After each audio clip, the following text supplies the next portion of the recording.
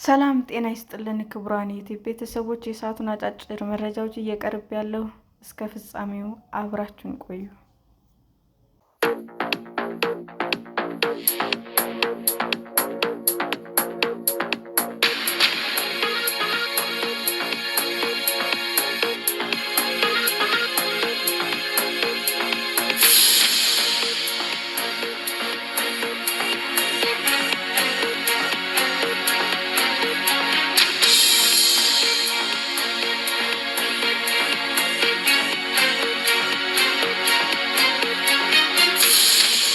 አሰሪዎች፣ ሰራተኞች እና የክልል መንግስት መዋጮ የሚያደርጉበት ተጠባቂ የቤቶች ፈንድ የመኖሪያ ቤቶች ግንባታ እድሳት ሊውል የሚችል የረጅም ጊዜ ብድር አገልግሎት ለመስጠት ያስችላሉ የተባሉ ሁለት ተቋማት ለማቋቋም የተዘጋጀው ረቂቅ አዋጅ ከባለድርሻ አካላት ጋር ሊመክርበት እንደሆነ ተጠቆመ። በቅርቡ ለሚኒስትሮች ምክር ቤት እንደሚቀርብ የሚጠበቀው ረቂቅ የቤቶች ኮርፖሬሽን እና የቤቶች ፈንድ ለማቋቋም የሚያስችል ነው።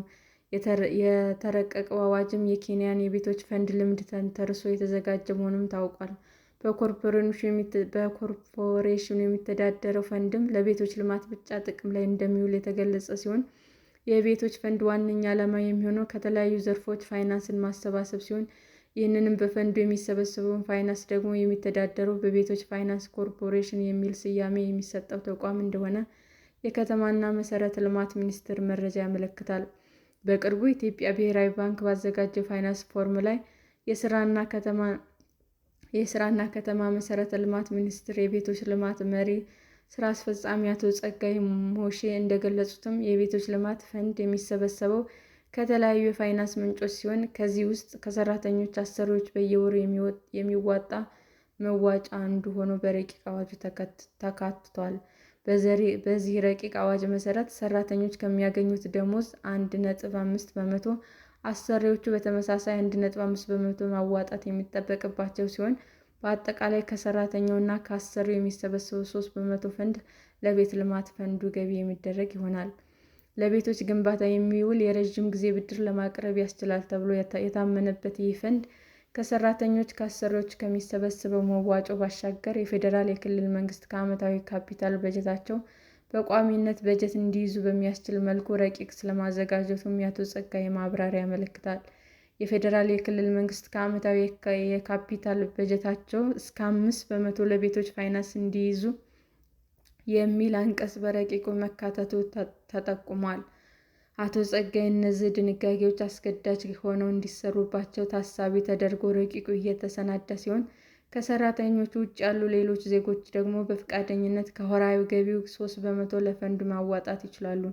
እንዲህም ባለ ሁኔታ የሚሰበሰበው የቤቶች ፈንድ ለቤት ገቢዎች እና ቤት ለማሳደግ ለሚፈልጉ ዜጎች በረዥም ጊዜ ብድር የሚውል ነው እንደሆነ አቶ ጸጋይ ማብራሪያ ፈንዱን አቅም ለማጠናከር ታሳቢ የተደረጉ ሌሎች አማራጮች መኖራቸውን ጠቅሰዋል። የውጭ የቤቶች ብድርም አንዱ ነው። የሞርጌጅ ብድርን ለማስፋት እንደ አማራጭ የሚወሰደው ታሳቢ የተደረገው ባንኮች ከዓመታዊ ብድራቸው የተወሰነውን ለቤቶች ፋይናንስ እንዲያውሉ ማድረግ ነው።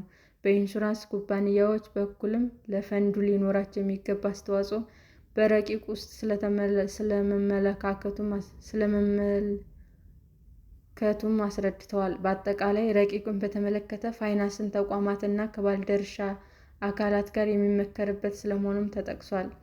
ሪፖርተር ባገኘው ተጨማሪ መረጃ ረቂቁ ተጨማሪ ግብዓቶች በማከል በአጭር ጊዜ ወደ ሚኒስትሮች ምክር ቤት እቅድ መያዙን ነው።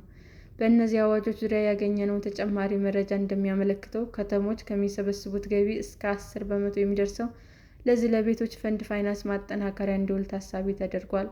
የመኖሪያ ቤቶች ችግር ለመቅረፍ መንግስት የተለያዩ አማራጮችን እየተከታተለ መሆኑን የገለጹት አቶ ጸጋይ የቤት ልማት ከመንግስት ወደ ግሉ ዘርፍ እንዲሸጋገር ማድረግ እየተሰራበት እንደሆነም ተናግረዋል።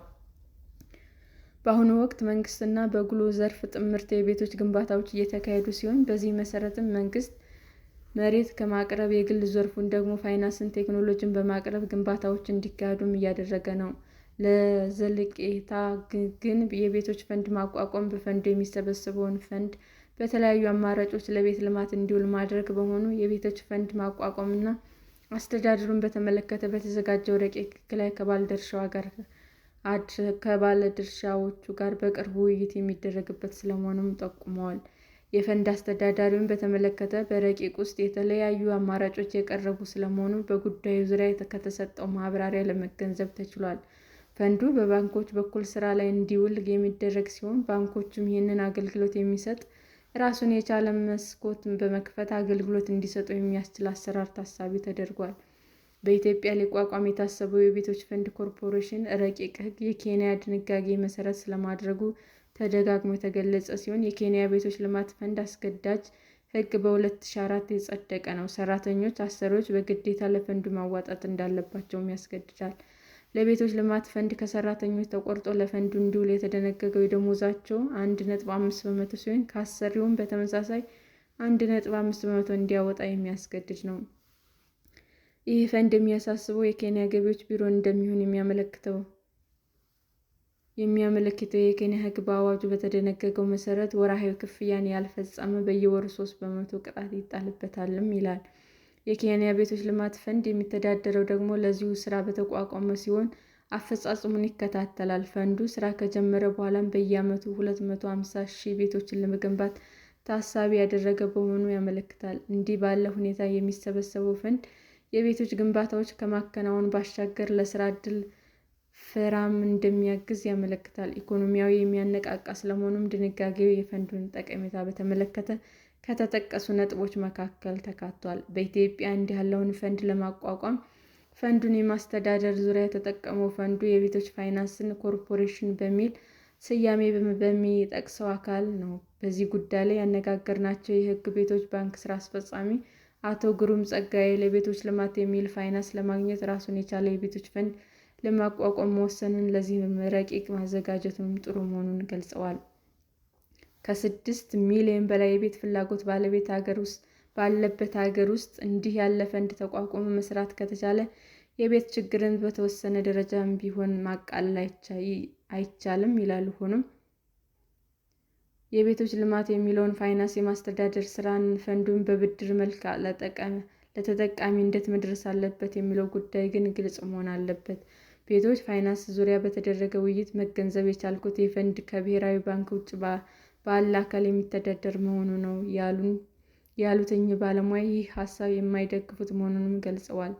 ፈንድ ፋይናንስ ነው ያሉት እኚሁ ባለሙያ ፋይናንስ ከሆነ ደግሞ ሙሉ በሙሉ ስራውን መስራት ያለበት የኢትዮጵያ ብሔራዊ ባንክ ነው። ፈንዱ በባንኮች በኩል ስራ ላይ ይውላል ከተባለ ደግሞ ለባንኮች የተሰጠው ገንዘብ በአግባቡ ለተባለው ዓላማ አለመዋሉን እንዲሁም በአግባቡ ስለመመለሱ ማረጋገጥና የመቆጣጠር ስራው የብሔራዊ ባንክ ነው ሲሉ ነው። ሌሎች ሀገሮች ልምዶችም የሚያሳዩት ይህንን በመሆኑ በዚህ አግባብ ረቂቅ ቢዘጋጅ ተመራጭ ይሆናል ይላሉ። ለፈንዱ የሚውለው መዋጮዎችም ወይም ገቢዎች መካከል አንዱ ከአሰሪና ሰራተኛ ላይ ተቋራጭ እንዲሆን በረቂቁ ላይ መካተቱ አግባብ ቢሆንም ይህ መዋጮ አሰሪውና ሰራተኛው ላይ ጫና የሚፈጥር መሆኑን እንደሌለበትም ጠቁመዋል። በኢትዮጵያ ሕግ ለጡረታ ሰራተኞች 7 በመቶ፣ አሰሪዎቹ ደግሞ 11 በመቶ የሚያዋጡ በመሆኑ በዚህ ላይ በተጨማሪነት ለቤት ልማት ፈንድ 3 በመቶ ከተጨመረበት ከታክስና ከጡረታ ተቆራጭ ሌላ ተጨማሪ ተቆራጭ የሚታከል ከሆነ አስቸጋሪ ነው ይላሉ። ይህ አይነት ሁኔታ ምን ያህል ተቀባይነት ያገኛል የሚለው ጉዳይ የሚያሳስባቸው በመግለጽ ለቤቶች ልማት ፈንድ ከሰራተኞች ከአሰሪዎች እንዲዋጣ የሚፈለገው ገንዘብ ለጡረታ እየተዋጣ ባለው መዋጮ ውስጥ አብሮ ቢካተት የተሻለ መሆኑን ጠቁመዋል።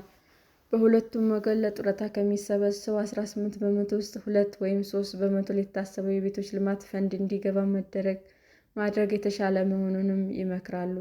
የተሻለ አማራጭ የሚሆነው ግን ለቤቶች ልማት የሚውል በአነስተኛ ወለድ የሚሰጥ ዓለም አቀፍ ብድሮች ያሉ በመሆኑ እንዲህ ያሉ አማራጮች ላይ ማተኮር እንደሚሻል ጠቁመዋል። በተለይ አሁን ያለውን የቤት ችግር ወደፊትም ፍላጎት እያደገ ስለሚመጣ መንግስት ከዓመታዊ በጀት ላይ ለዚህ ፈንድ ቋሚ በጀት መመደብ ይኖርበታል። አሁን ተሰናድቷል በተባለው ረቂቅ ሕግ መንግስት ከዓመታዊ በጀት ቋሚ በጀት እንደሚመደብ ረቂቁ ተካቷል መባሉ የሚደገፍና የሚበረታታ መሆኑን ሳይጠቅሱ አላለፉም። በፎረሙ ላይ ተሳታፊዎች ከጠቀሱት አስተያየቶች ውስጥ የቤቶች ልማት በተመለከተ አለ ተብሎ የሚጠቀሙ የፋይናንስ እጥረት ብቻ አለመሆኑም ነው። ስለ ቤቶች ልማት ሲነሳ ፋይናንስ ቢገኝ እንኳ የገንቢዎች የመፈጸም አቅም መታሰብ እንደሚኖርበትም ጠቅሷል። የሚኒስትሩ መረጃ ግን ፈንዱ ያስተዳድራል የተባለው ኮርፖሬሽን ብሔራዊ ባንክ ቁጥጥር የሚደረግበት የሚሆንና ይህንንም መዘርዘር የሚያመለክት ድንጋጌ እንደሚኖር የሚጠቁም ነው። የአቶ ግሩም ሀሳብ ግን ፈንዱ በቀጥታ በኢትዮጵያ ብሔራዊ ባንክ ቢተዳደር የሚል ነው። በቤት አቅርቦትና ፍላጎት መካከል ያለው ልዩነት እየሰፋ ከመምጣቱም ጋር ተያይዞ በረዥም ጊዜ የሚከፈል ብድር ለማመቻቸት እንዲቋቋም የሚያደርገው ፈንድ ታሳቢ ያደረገው ቤት ግንባታ ብቻ አይደለም፣ ለቤት እድሳት የሚውል ብድርንም የመስጠት ታሳቢ አድርጓል። ለዚህም ዋነኛ ምክንያት በአሁኑ ወቅት በሀገሪቱ ውስጥ ካሉት ቤቶች ከ70 በመቶ በላይ የሚሆኑት ከደረጃ በታች በመሆናቸው ፈንዱ የቤት እድሳት ብድርን እንዲሰጥ በሚያስችል መልኩ በረቂቅ ውስጥ ስለመካተቱም ተመልክቷል። የቤት ልማትን ለማስፋፋት ሌሎች አማራጮች እየተተገበሩ ሲሆን ከዚህ ውስጥ በማህበር ተደራጅቶ ግንባታ ማካሄድ አንዱ ነው። በኢትዮጵያ ባንኮች የረዥም ጊዜ ብድር ለመስጠት የሚያስችላቸው ሁኔታም በጣም ጠባብ በመሆኑ የብርጌጅ ብድር እጅግ አነስተኛ ድርሻ ያለው ሆኗል። ለሞርጌጅ ከሚሰጠው ብድር ውስጥ አብዛኛው እዚያው የባንክ ሰራተኞች ጋር የሚቀር ስለመሆኑ በውይይት መድረኩ ተጠቁሟል። የሞርጌጅ ብድርን በተመለከተ በመድረኩ እንደተጠቀሰው በኢትዮጵያ ውስጥ ከሚጥ ብድር የሞርጌጅ ድርሻ 0.38 በመቶ ነው። ይህንን ከአፍሪካ አማካይ የሞርጌጅ ብድር አንጻር ሲታይ አነስተኛ ነው። አፍሪካ የሞርጌጅ ምጣኔ 3 በመቶ ነው። ሰላም ጤና ይስጥልን ውድ የዩቲዩብ ቤተሰቦቼ እንዴት ናችሁ? አዲስ ጀማሪ ነኝና ሰብስክራይብ ያደረጋችሁ አበረታቱኝ። አመሰግናለሁ።